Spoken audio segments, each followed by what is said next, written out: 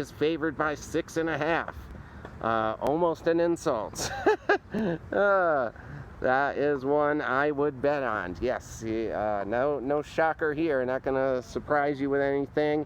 You know, this is why I make the big bucks. Gonna throw a hot take at you. You know, a real surpriser, a shocker. Seattle will cover the spread and win by more than 6.5 at Miami. Just, you know, even if that Miami crowd was rocking in there, I don't see. Yeah, that Miami crowd of 20,000 people rocking in there. It's 20,000 now, I think. I'm sure in Florida they're letting people in. I'm not sure, are they? They might as well. That's like all the fans are still getting in that bought tickets because only 20,000 bought them. Get it?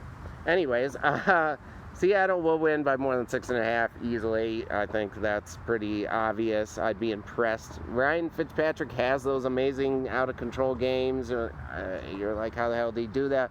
Then the next week he throws like 3 picks. But I think he had that good game last week, so he might have a rough one here. You know, 3 picks, and against Seattle, that's trouble. I'm starting Seattle defense in one of my leagues because I got to plug someone in for Pittsburgh. So, yeah, man, it's Seattle's gonna win by 7. I love Tyler Lockett again, and I love Metcalf again. How could you not start either of them? But Chris Carson, you gotta love here because they're gonna be in the lead by so much. They're just gonna be running the ball. So you gotta love Chris Carson for Seattle. Russell Wilson will get his points, why not? But in daily, I might not start him because he might get his lead and stuff. And if he doesn't throw the touchdown passes early, if Chris Carson gets them, like, they're just going to be running towards the end because they'll have such a good lead on Miami. Then they're not going to need to throw 5 touchdown passes. So Russell Wilson might be a tricky start here because they're just going to win so easily. So that one, I mean, you always, if he's in your lineup, you always start Metcalf, Lockett, Russell Wilson. All these are easy all-time starts, so no shockers there in Seattle. Miami, Devontae Parker showing life. You know, I don't know, Fitzpatrick, I guess. If you need someone, he'll probably be bombing to catch up. You know, he'll have to make a lot of passes to catch up. He'll be throwing the ball, so, you know, you know, Fitzpatrick will be a good plug and play there. I think he'll actually score some points if he doesn't throw the fucking 3-4 interception game, but he might. So, you know, I wish you good luck if you're starting Fitzpatrick. Do that at your own risk. You know, I feel for you, but yeah, I like Myles Gaskin. I think he'll have another good game. Like, he has those 14-point in PPR league game so far, but I like Myles Gaskin, like what he runs well. So, you know, if I had him, I'd probably start him for sure, depending who you got. But yeah, for Miami, I mean, Gaskin, Devontae Parker, I think will start lighting up, and yeah, who else they got? Preston Williams is he out? I'm not even sure. I don't keep up with Miami. I like Devontae Parker. I have him in one league because he kicked ass last year for me, so that's the only one I really keep up with. And you know, I don't know who else is in there. I'm trying to think. There's another guy I'm forgetting about because it was Preston Williams. I don't know. Who cares? Like, man, it's bothering me.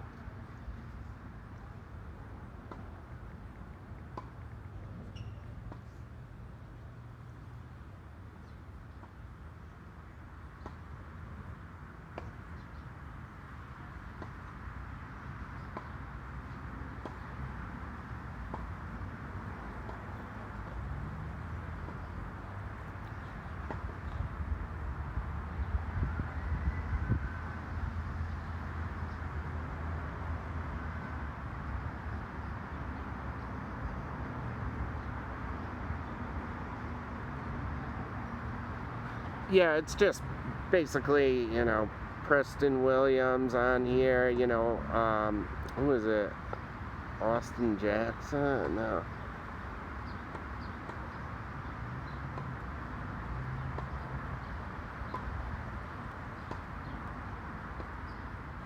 Yeah, it's just Preston Williams and Devontae Parker. Jakeem Grant, I guess, was showing some life but I don't know if you still start Jakeem Grant. He's so hit or miss. You know, the only one I'd really start, there's Matt Collins, Isaiah Ford. The only one I start, yeah, Preston Williams was supposed to be their big breakout guy this year. He's not doing anything. So Devontae Parker, I'd start. And the rest, you know, Fitzpatrick's going to have to throw the ball to catch up, but it might just be to Myles Gaskin. I don't know. So I wouldn't start too many in Miami, but you're cool, man. That's cool. You know, he's got a big dick, I bet. Really, really big one. Anyways, yeah, so I don't know. Start Miami players. You know who to start there. There's only really the one or two, Devontae and Myles Gaskin. But Seattle, start the normals, and Seattle easily wins and covers a spread of 6.5. They win by much more. They win by. All right. LA Chargers at Tampa Bay Buccaneers. We got the Buccaneers favored by 7. Now, as much as I thought Tom Brady and the boys were impressive last week, and I think they're going to start kicking teams' ass here, you know, I worry about that one. That's a heavy spread. Man, like the Chargers are, you know, if Herbert's still, I like Herbert playing QB there. I think Herbert's going to be a pretty good, what he's showing already. He seems comfortable out there. He makes the right throws. So I would go, this is one I wouldn't bet. I mean, I want to say Tampa Bay wins easily here, but I'm going to go with the surprise. I'm going to say the Chargers cover the spread. They still lose, but I'm going to say they lose by 6. I can see that easily about there. I'm going to say they lose by 6 because the Chargers, as long as Herbert's still, I don't know if Tyrod's back in. Is Tyrod back in? But if Herbert's still there, I think they could cover that spread. So, even, you know, the LA Chargers, their defense is good. They're better than people. You know, yeah, they had a bad week last week, but they're better than what people think. So, as when they almost beat the Chiefs 2 weeks ago. So, yeah, Tyrod Taylor is not coming back. So, wow, a team doctor punctured his lung. That's crazy. Team doctor should be fired. Anyways, yeah, I mean, the Buccaneers, though, are scary. I think they're only getting more comfortable with each other week by week, and that team's getting stronger and stronger, and, like, that scares me, because Tom Brady, you know, I'm a Patriots fan. That's my god, my golden god, my golden boy. Or is it golden goose? I don't know. He's golden something. But, golden arm, golden legs. You ever seen him run the 40? Check out his combine 40. Check that out if you want to see athleticism.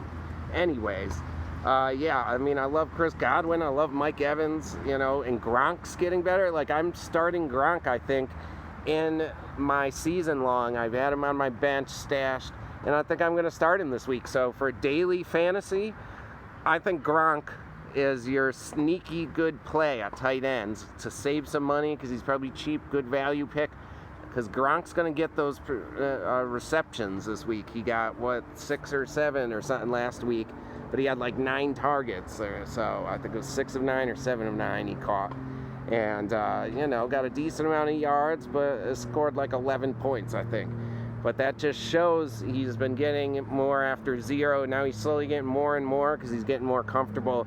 He had a year off of football. I mean, he's not in football shape. He was out partying on a yacht with 20 girls doing keg stands and beer bongs and shit. He wasn't ready game 1. You see him out there, he looked like a shell of himself, half of himself, literally. He looked skinnier.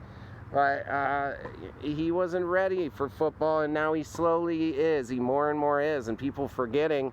And Bruce Arians with that, he's just a blocker. He's out there as just a blocker. That's all he is. If you don't see through that as bullshit and just to psych out the opponent, then you're not thinking correctly. Like, clearly, he's just saying that so his opponents are like, oh, well, he just said he's just a blocker. Let's not game plan for him catching the ball. No, that's a clear not even that well done of a fake out to, one up his opponent. It's like, clearly they are going to use Gronk. Brady and Gronk have been a magical team. I know a little bit about it. I mean, they've been a magical combo for years and years and years, and a decade or whatever. They know each other, let's just say that much. So I believe that blocking thing, that's cap to say, and that means that is bullshit. He's going to catch the ball, and I think he's going to catch his first touchdown this week. You know what's going to happen. He has a tight end touchdown record, I believe. Did Jimmy Graham break it? I don't know, but whatever. He scores touchdowns. They're going to look for him in the end zone, in the red zone, and the end zone eventually here, and I think it'll be this week. So I think Gronk scores a touchdown, and even if he gets 4 or 5 receptions with the touchdown and 50 yards, there's 15 plus there. So, I mean, I think Gronk's going to be a great value pick in daily fantasy. He's probably going for nice and cheap. I don't know his exact number, but he's probably going nice and cheap before he blows up after this game. So, and, for Tampa Bay, the rest, Ronald Jones, too. Ronald Jones, because Leonard Fournette, I believe, is out. I'm 99% sure Leonard Fournette, I know he's, on the fence now, but I think Leonard Fournette's out. I think McCoy might be injured or something, but Ronald Jones, they're supposedly, they gave him a lot of work last week, and he did great, had a really good game. And supposedly they're going to give him a lot of the touches this week, they think. He'll get 90% of the offensive snaps or some shit he got last week, I believe. He out-touched Fournette 21-7, something like that. And now if Fournette's out and it's just McCoy who barely plays, besides third downs maybe. But Ronald Jones could honestly play the whole game because he could catch the ball and run. So I really like Ronald Jones, too, in daily fantasy or in season long, whatever. Ronald Jones would be a good pick this week, too. Especially after Mike Davis did that to the Chargers D last week, where it ran all over him. I like Ronald Jones in this game. I like all the Tampa Bay offense and everything. I really want to say they were going to win by more than 7. But I'm still going to be sneaky and say the Chargers cover it and maybe lose by 6. I'm going to say Chargers lose by 6, and a lot of people will be upset because they'll probably bet Tampa Bay. That's why I'm not going to bet this game, even though I so want to, because I think Tampa Bay might go on an undefeated streak for a while. They're starting to look better and stronger each week, and I think they're just going to start winning games easily and everything. But maybe this week, Chargers are better than people think. Herbert's really good. Keenan Allen's good. Who else for the Chargers? Austin Eckler will have a good game and everything, but no one really exciting or explosive over there. Who's Keenan Allen's number 2? Mike Williams. Nothing exciting really on the Chargers side. You start Eckler, obviously. You start Keenan Allen, obviously. So Hunter Henry, you start him, obviously. He'll have another solid game. Especially if Herbert's in, rookies always look for the tight end. So, yeah, I think Herbert's good enough to keep this under 7. But, yeah, man, I don't know. Brady and the team's looking. Godwin and Mike Evans, come on. That's just an embarrassment of riches at wide receiver. So, yeah, man. I'm on the fence on that. Now I'm already talking myself into the Tampa Bay is going to win way more by 7. But, yeah, I'm flip-flopping on that one. Shit, I'm so undecided on that one. That's a tough one, man. I think I could see the Chargers making it close, but I might switch my pick, honestly, and say Tampa Bay covering that spread by 7. And I've talked myself into it, literally in this explanation. I'm changing to Tampa Bay covering the spread. That's my final thing. Tampa Bay's looking too good. They're getting more and more in sync every week. Ronald Jones, big game. Gronk, big game. Freaking O.J. Howard, Evans, Tampa Bay. Brady's going to start looking like old Brady again. He ain't falling off a cliff, and Tampa Bay dominates the Chargers. I changed my mind. Herbert's not good enough yet. Keenan Allen and Eckler isn't enough with Herbert. Tampa Bay wins by more than 7 and covers. Pittsburgh and Tennessee is postponed. Baltimore at Washington. let's get through these games. Okay, Baltimore and Washington. Yeah, Baltimore is favored by 13.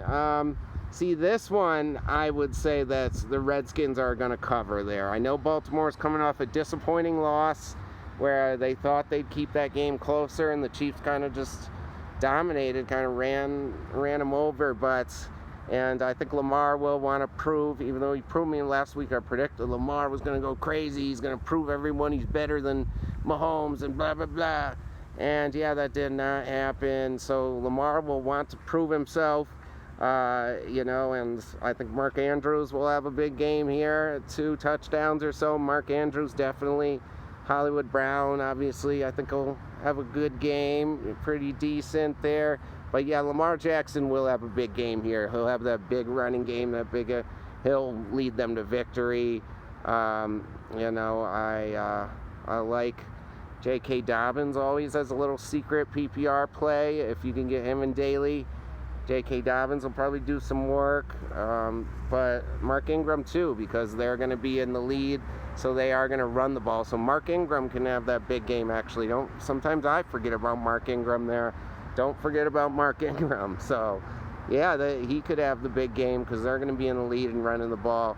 Washington, they're going to be behind. I would say Terry McLaurin's going to blow up this game, but the Ravens' corners are just too good. That pass D is so good.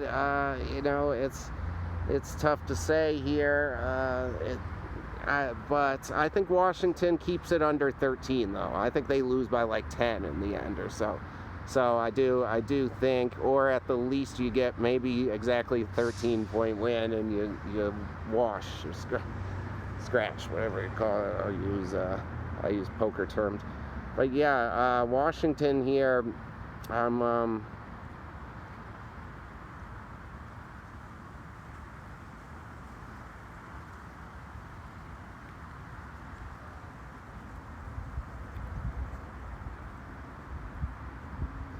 yeah, Washington, I like Antonio Gibson, even though, you know, they're going to be throwing the ball to catch up. Dwayne's going to have to. I like Antonio Gibson. He could catch the ball, too. So I like him to have another big game. He finally had that big game we were all expecting last week. I think he keeps that up.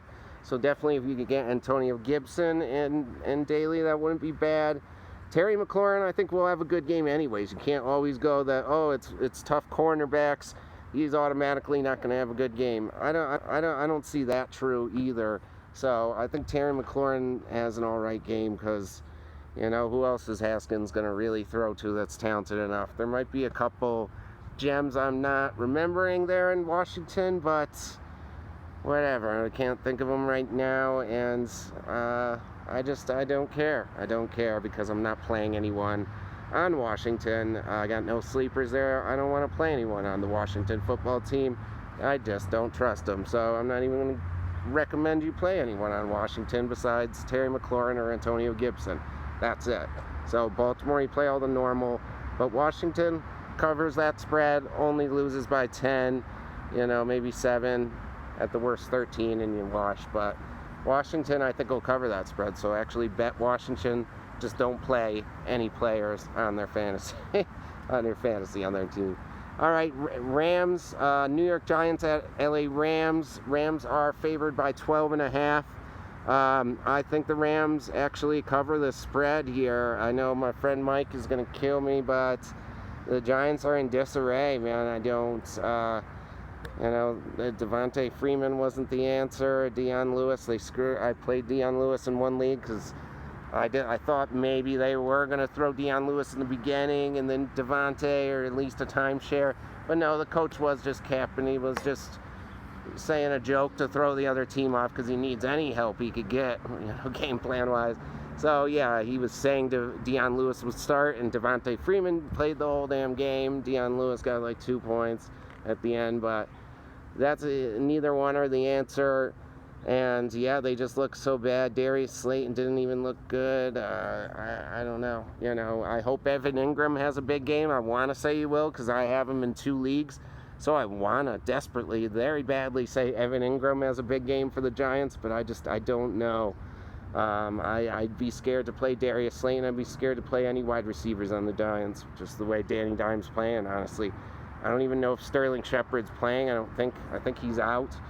Who else? Golden Tate, I don't know. I can't suggest playing him right now. Only one I'd suggest maybe is Evan Ingram. I think he'll have, because the corners for the LA Rams, Jalen Ramsey, he'll be on Darius Slayton or something, so you can't play really any wideouts. So play Evan Ingram for the Giants, and that's about it. Literally for the Giants, Evan Ingram, that's about it. For real, that is about it. And for the Rams, I mean, play your usual Robert Woods, Cooper Kupp. I know either one of them goes off, it seems like, and they switch weeks. So whoever went off last week, just switch it up. I think it was it Cooper last week? Or I think it was even. It was Cooper the week before.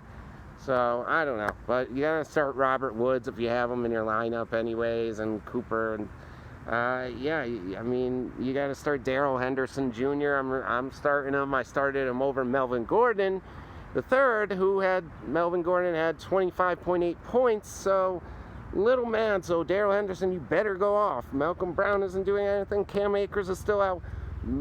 Darrell Henderson, you've had 120 yards and a touchdown or something in your last 2 games. I need that again and even more. Catch some balls too. Do all that. Need a big game out of you, Darrell Henderson. This isn't a suggestion. This is me asking. This is just me asking. Please have a big game. This is for my fantasy purposes. Please have a big game, Darrell Henderson. All right.